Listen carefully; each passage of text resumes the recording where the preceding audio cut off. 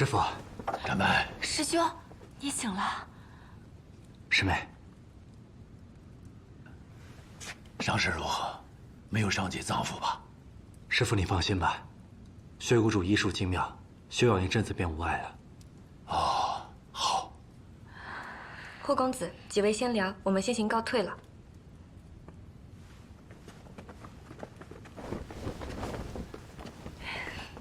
墨儿，来，师叔抱抱。来。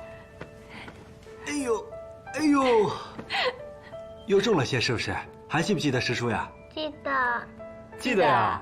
师叔要带我去练剑。好呀，等师叔伤好了之后，就带你练剑好不好？好。墨儿，娘亲抱。来，师叔伤还没好呢。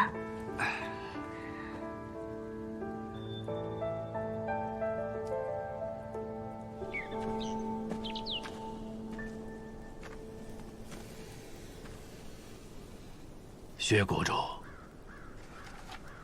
秋水掌门，这是？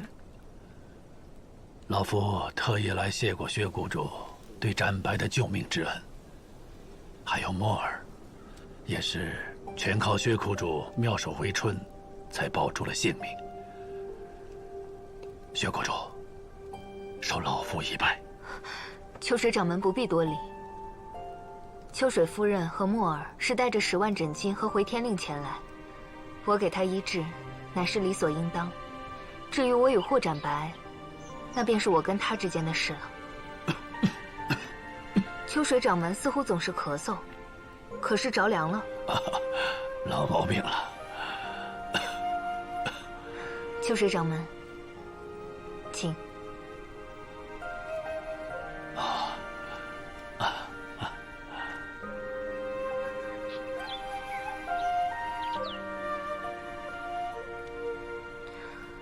秋水掌门的咳嗽是多年痼疾，我不一定能医。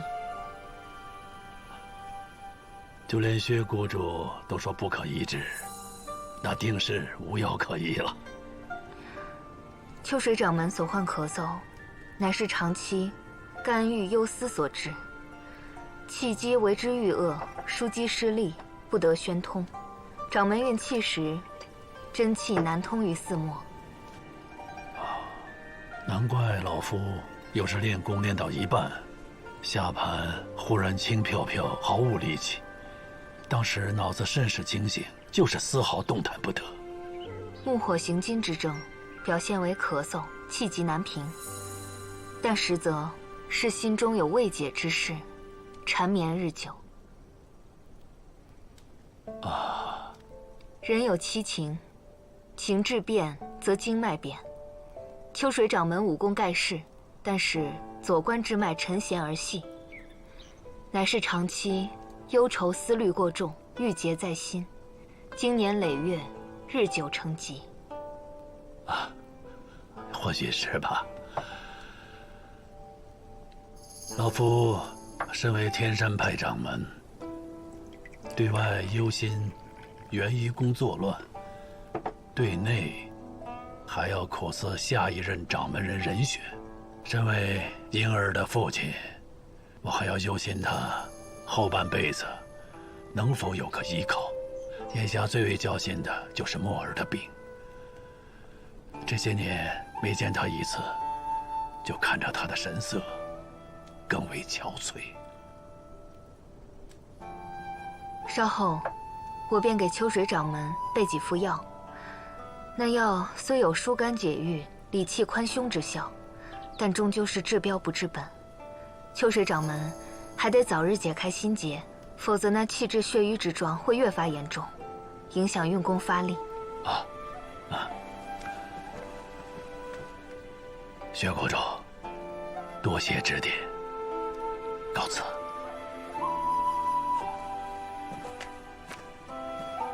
怪不得霍七如此，只师徒2人一个模样。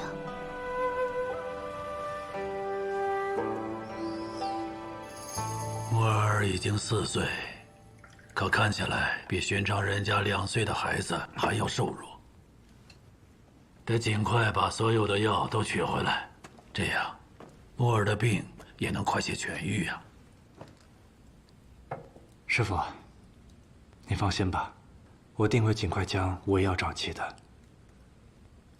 剩余的2味药，为师与你一同前往。师傅，万万不可！我知道，你是担心我的身体。若只能居于派中静候，我又有何颜面做这个外公呢？其实，我很早就想和你一同去求药了，只是派中事务繁忙，我一直脱不开身。无论如何，只要有徒儿在，定不会让师傅亲自涉险的。世人都要历经生老病死，为师已过花甲之年，这身子有一半都被埋在土里，贸然一试又有何妨？况且，为师已生退隐之心。师傅这是要退隐江湖？没错，龙蛇草生于天地间，不涉门派利益，但日后求药难免会与其他门派起冲突。若为师再以天山派掌门的名头行事，到时候恐怕会伤及天山派的名声。我不能让我这半生的心血付之东流。可是，展白，你不用劝了，为师已经下定决心了。等我隐退以后，便同你一起去寻药，早日治好墨儿的病。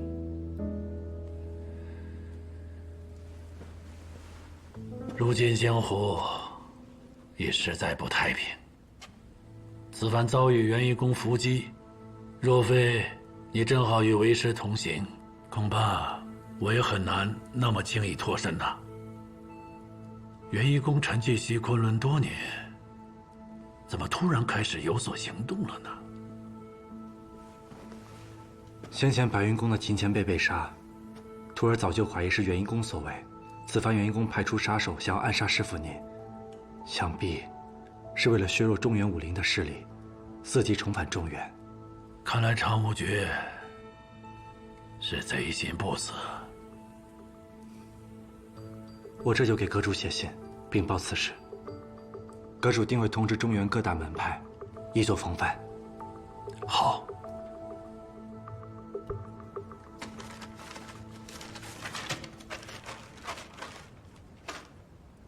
我找到了当年失窃时药房的看守，他曾中过那贼人一场，好在救治及时，活了下来，但至今留有遗疾。我想着妹妹若能为此人把脉，大概可断出他所说的内伤是何派功法。我先前离教，教中出了不少乱子，短期内不便再离开。我已派心腹一路循官道而上，将此人送往药师谷。妹妹若不放心，可沿途派人前去接应。阿静，证人已在路上。双红，哎，明日你与小程顺着官道去接应，务必将人安全带回药师谷。是。那人受过重伤，身子虚浮，路上一定要好生照料，切勿有半点差池。双红定不负谷主所托。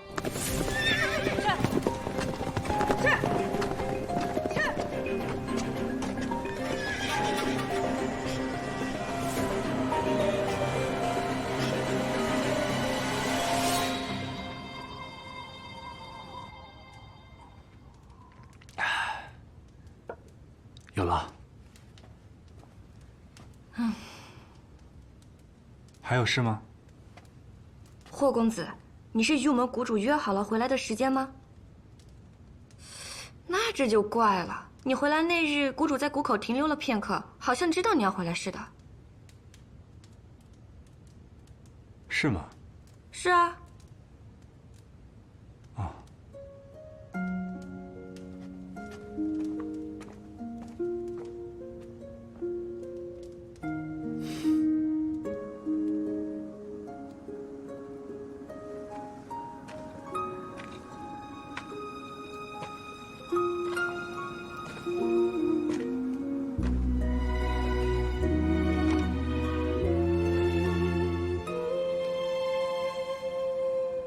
谁把相思命中牵，便换来是离别。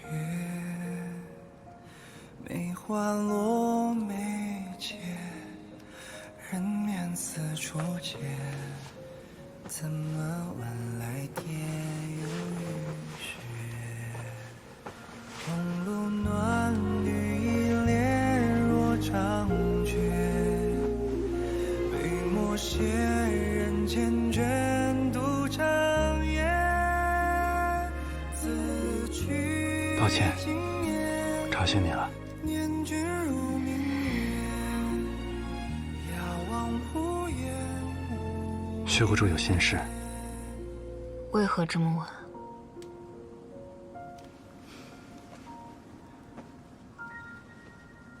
薛谷主一向遇事淡然，可方才见你睡着之时，仍旧眉头紧皱，一定是遇到什么事情了吧？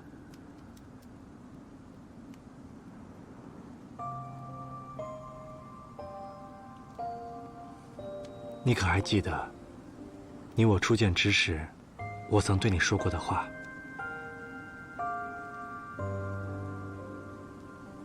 人虽有天命，但还是事在人为。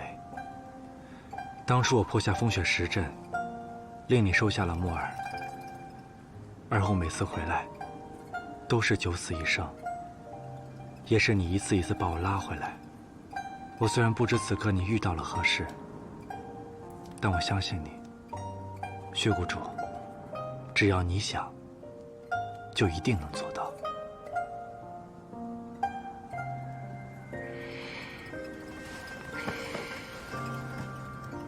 你说的对，是我关心则乱，生出了惧怕之心，心绪才会越发混乱。遇事冷静，剖析条理，这才是我认识的薛谷主。你言叫起人来，倒像是你师父，我看着有几分做掌门的做派了。方才还精神不济呢，嘴皮子倒是挺灵活。那是自然。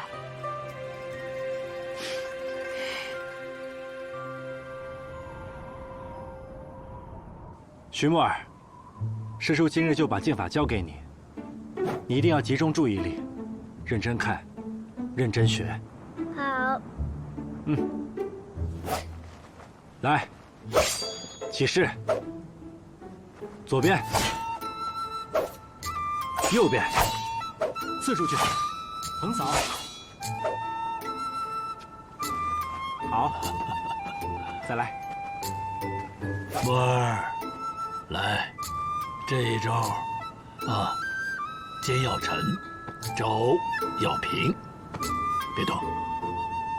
对，摆好。这就对了。师傅，徒儿有什么地方做的不对，那都是因为师傅教导无方。徒儿谨遵师傅教诲。还记得我年少时，师傅教我剑法的时候，可比现在的我严厉多了。怎么翅膀硬了，都敢埋怨师傅了？徒儿不敢。展白啊，你能有今天的造诣，都是因为你有极高的天赋。为师呢，不过从旁教导罢了。但是，你始终要牢记师傅对你说过的话：为人做事，都不能愧对手中的这把剑。徒儿谨记。徐木儿，我们再来。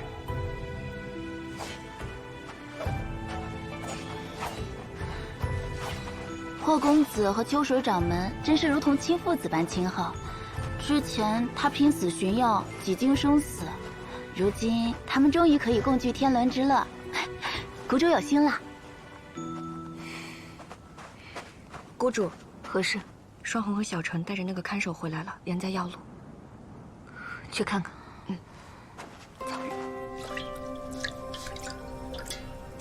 记住，不能让其他客人知道他的身份，尤其是霍展白。小程来了，你们两个在门口守着，不许任何人靠近。是。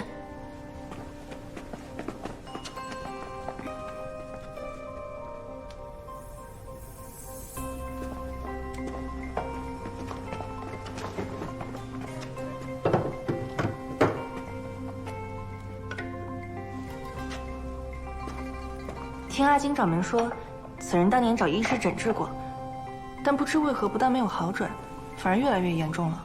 3年前就昏迷了。哦，护送此人来的路上，我和小陈观察过他的病情。身虽炽热，而神则静；雨虽瞻望，而声则微；纹迹甲斑，而浅细碎；舌苔虽赤，而衣背不敛；小水不多沥，大便不密。脉微而弱，虚浮无根，是甲热针寒之症。甲热针寒，阴正四阳，水极四火，阴寒内盛，虚阳外越。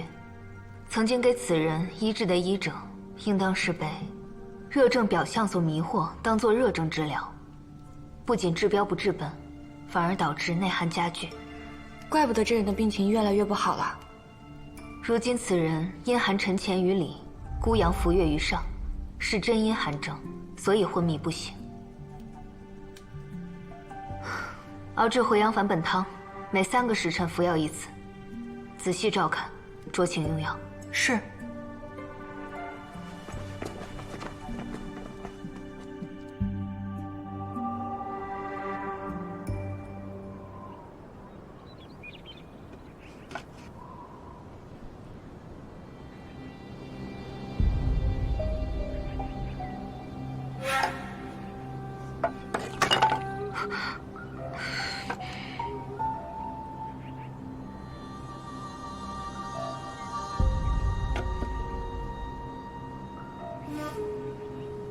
不知那个病人能不能醒来？倘若中间出了差错，线索断了，我又从何处查起？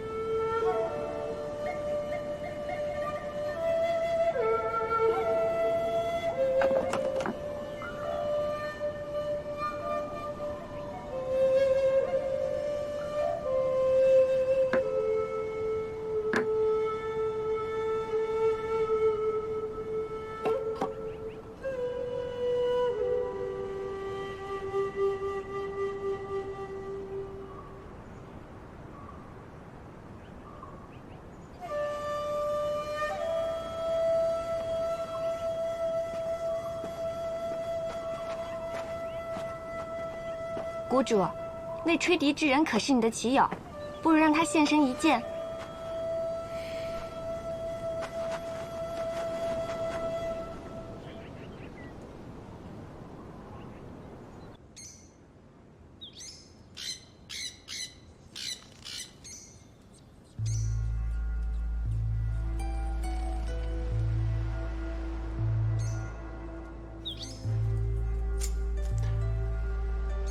你何时再去药师谷下棋啊？教王不喜欢，属下再也不去了。傻孩子，我并非不让你去，只是不希望你有事瞒着我。属下明白。听闻药师谷有一株白梅，清冷孤傲，甚是不错。只可惜啊，它不在我元一宫中。还好本座爱花惜花。不然，若是我想毁它，顷刻之间便可以让他成为枯枝败叶，永不再生。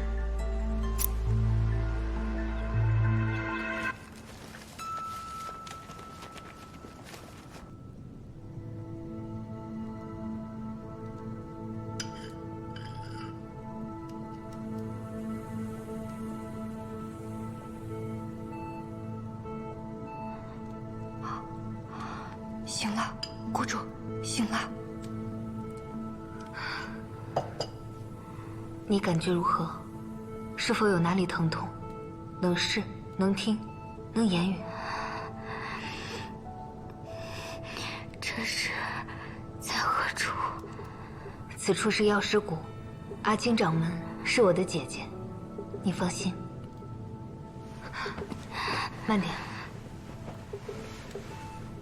哦，这是世月派掌门随你一起带来的书信，他说等你醒来一看便知。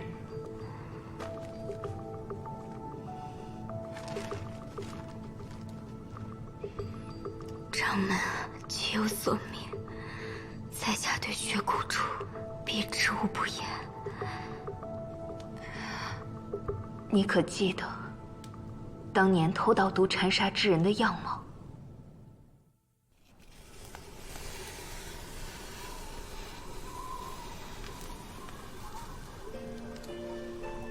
薛谷主，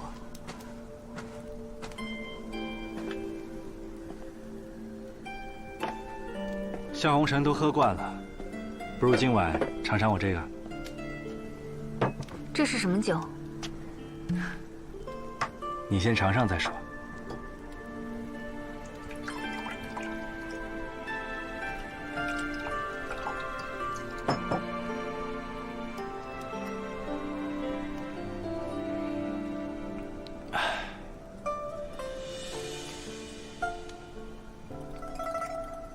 怎么样？这哪儿来的？这些年我一直奔波在外，常经过一个赤山的平安客栈。先前我用你为我准备的金疮药，给那家人治伤。后来那个掌柜的一直铭记于心，便将他女儿的喜酒赠予你我，以表感激。那要是你给的，又不是我给的，无功不受禄，他们可还需要些什么？那个掌柜的女儿，似乎已有身孕，或许能备些补品。离谷时你便带着。嗯。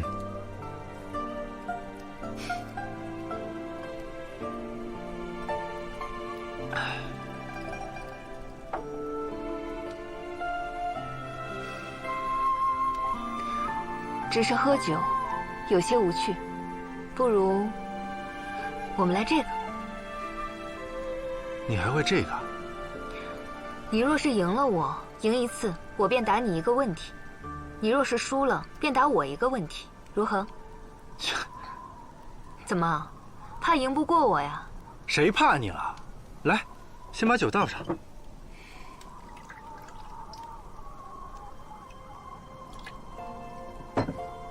来啊！哥俩好啊，四喜财啊，六六顺。嗯。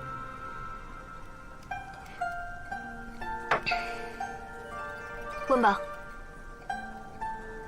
师傅送我回来那天，听说你下午在谷口，而且停留了片刻，不知薛谷主是在等什么呢？风绿那个丫头又多嘴了。薛谷主。现在是我在问你问题。你的问题是什么？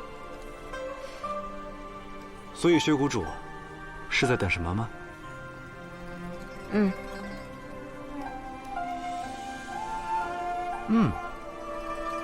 什么？所以你在等什么？这已经是第二个问题了。你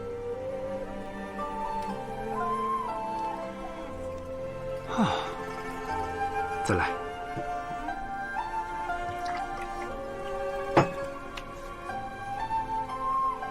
哥俩好啊，五回首。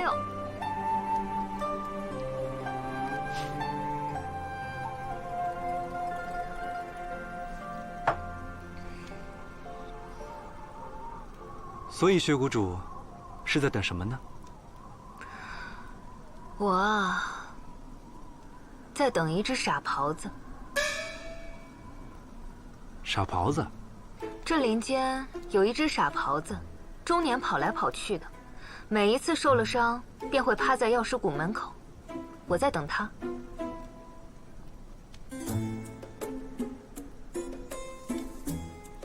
切，哼。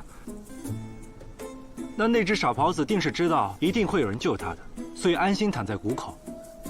倒也是不傻嘛。这么说来，倒还精明得很。谁说不是呢？走来。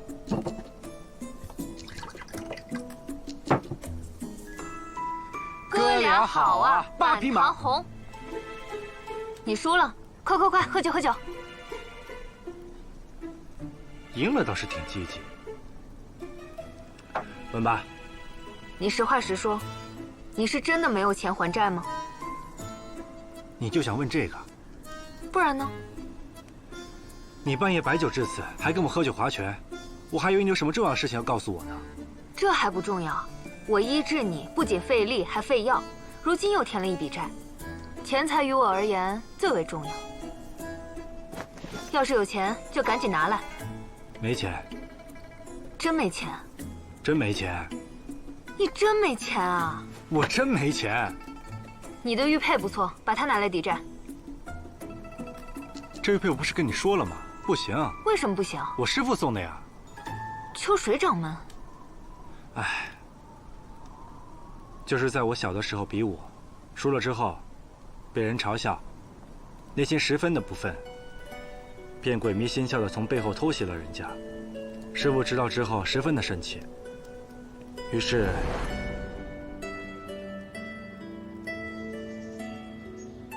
习武之人，输赢实属末流，所中者武德也，投机取巧的赢，不如堂堂正正的输。偷袭乃小人所为，你可记住了？记住了。为师投你，你且说法。师父，一日为师，终身为父。师父，受徒儿一拜。知错能改，善莫大焉。好徒儿。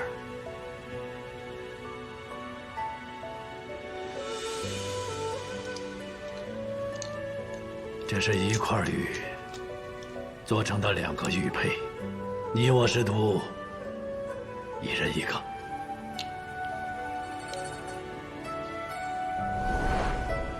唉，我怎么知道你不是舍不得给我，故意扯谎抵赖？若是秋水掌门也有一块，为何我不见他带？我师父那枚早就丢了。何时丢的？你为何突然关心我的玉佩呢？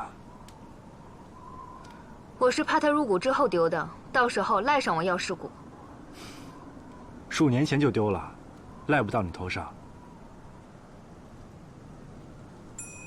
不对啊，我就输了你一次，回答你这么多问题，你在耍赖是吧？大不了我再赢你几回。等会儿，这拳都划了，酒也喝了，总要跟我碰一杯了吧？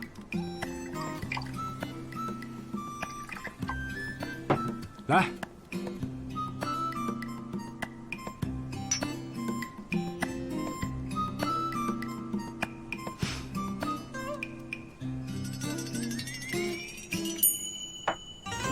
谷主怎么样？可问出什么？那块玉佩是秋水掌门给他的，秋水掌门也有一块一模一样的。那偷盗毒尘沙之人，竟然是霍七公子的师傅。秋水掌门的那一块玉佩，在若干年前就已丢失了。哼，是真丢失了，还是心里有鬼？那块玉佩，当年若是真丢失了，被凶手捡去，也未可知。但若偷盗毒禅沙之人，真是秋水鹤本人，此事尚有蹊跷，不能妄下断言。我需再设法试一试秋水掌门。可霍七公子也在谷中，怕是难以周全。霍七公子是深明大义之人，自然是以公道、针线为重。他视秋水鹤为父亲，情感之深，羁绊之重，便如我对魔家村的乡亲们，浓于血亲之情，我自己都很难放下，更不想强人所难，逼他割舍。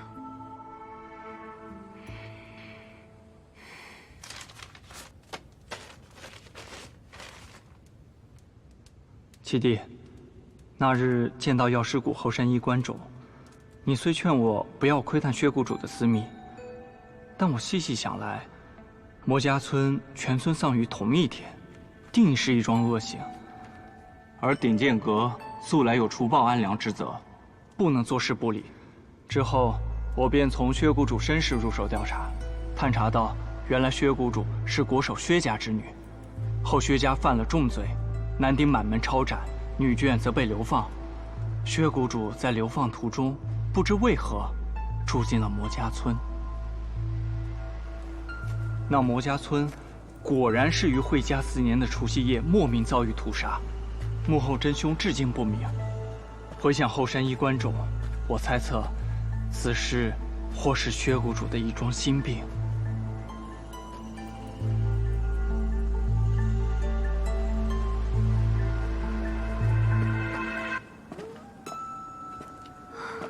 你来的正好，我正要去找你呢。你的伤已经恢复的差不多了，这就可以离谷了。还有，这个酒壶是你上次落在谷中的，这次可别再落下了。这边就可以出发了。伤都好了，为何还不走？难不成你真打算赖在我这谷里了？也是，是该出发了。只是往常，你还会再给我把把脉，这有点突然。这次不需要把脉。对了，你来找我是有何事啊？我是想问你，什么？没什么。这段时间，多谢薛谷主的关照。我离开之后，师父和师妹也得劳烦你多多关照了。那是自然。早点休息。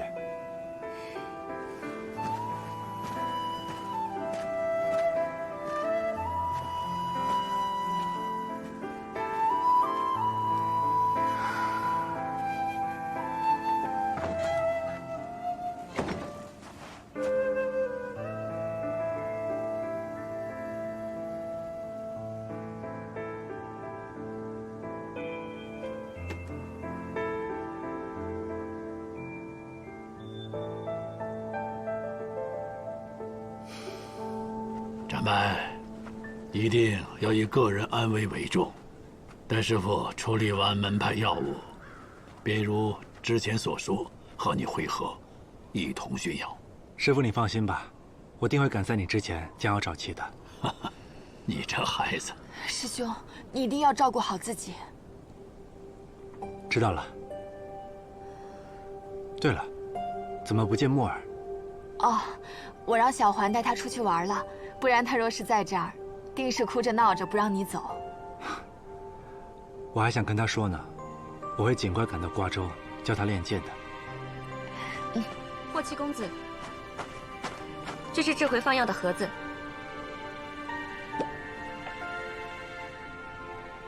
风绿姑娘动作倒是挺快。那是自然，谷主吩咐的。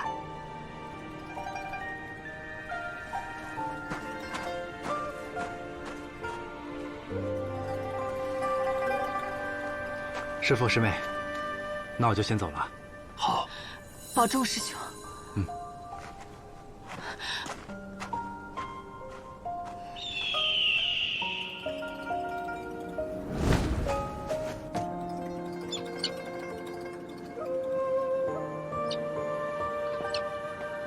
嚯，这么多药！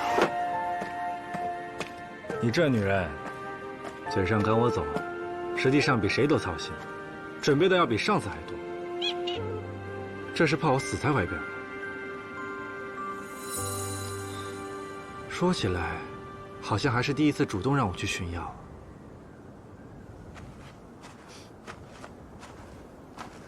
你是来找小叶姐姐治病的吗？你是龙门村那个小男孩？对呀，对呀。你怎会认识我？可是小叶姐姐跟你提过。有人跟我说，你最怕扎针了，对吧？今日天寒，为何独自入谷呢？今日初一，小叶姐姐平日里都要去龙门村义诊的，但双红姐姐说今日谷中有重要的事情，来不了了。李爷爷要我活动活动筋骨，所以派我来送。重要的事情，果然有蹊跷。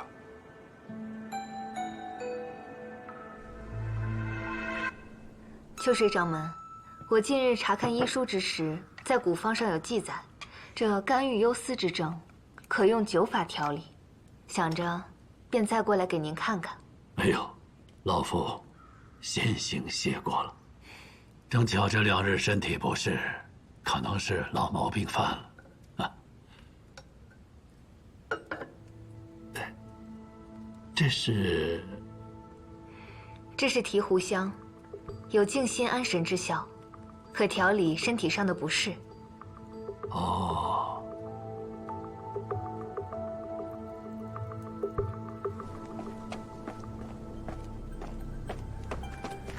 风律，那边如何了？小陈已经带秋水夫人和墨儿去夏之园泡温泉了，我们会尽力拖住他们，为谷主争取时间的。你那边呢？谷主已经在秋之院了。霍七公子虽然走了，但秋水夫人还在，还是要小心，不能让她察觉。放心吧。万一出现什么变故，记得及时提醒谷主。好，走。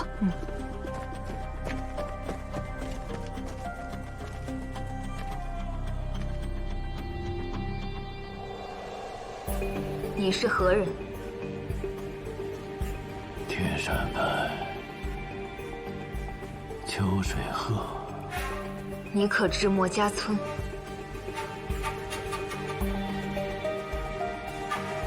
师父，师父，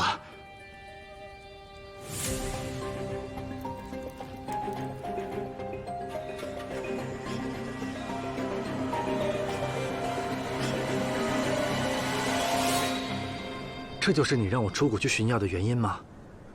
是又如何？可是因为魔家村灭村一事。方才我只是问他是否知晓魔家村，并未提及灭村一事。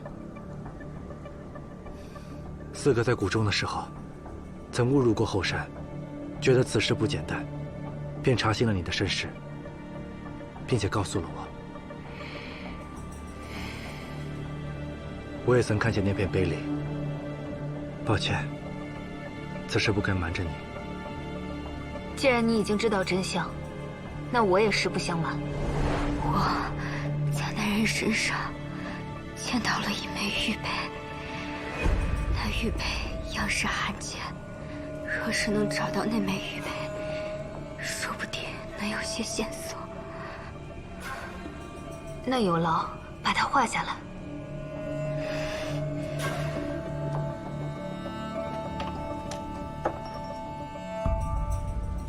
这枚玉佩似乎在哪儿见过，和霍展白身上佩戴的那一块一模一样。魔家村灭村一事，我查了很多年，与你腰间的那块玉佩息息相关，而与你有同一款玉佩的，就是你的师父。所以那日喝酒划拳，你是想从我口中得知这玉佩的来处？为探真相，我只能这么做。以你的立场这么做的确无可厚非，但我相信我师父的为人，他绝对不可能滥杀无辜，更不可能做出灭村那般恶事。他的那枚玉佩早已丢失，或许是有人捡到了，故意栽赃陷害呢。丢失一事，口说无凭，万一是他信口胡说，诓骗你呢？不可能，这当中定有什么误会，所以我才要用观心之术查出真相。薛谷主，你敢拦我？你要是敢插手此事，休怪我翻脸无情。就算要问，也该当面问个清楚。你能给我1天时间吗？我家村与你，就如同天山派与我，换做我是你，我也定会问个清楚。我又怎会拦你呢？但他毕竟是我师父，我又怎能眼睁睁看着你对他使用关心术呢？再者说，如果真凶不是他，待会儿他醒来之后，只会发生冲突，局面只会更糟。你给我1天时间，我一定给你个交代。你与他师徒情深，不便插手此事。正是因为师徒情深，才更应该由我来问。让我来证明师父的清白，好吗？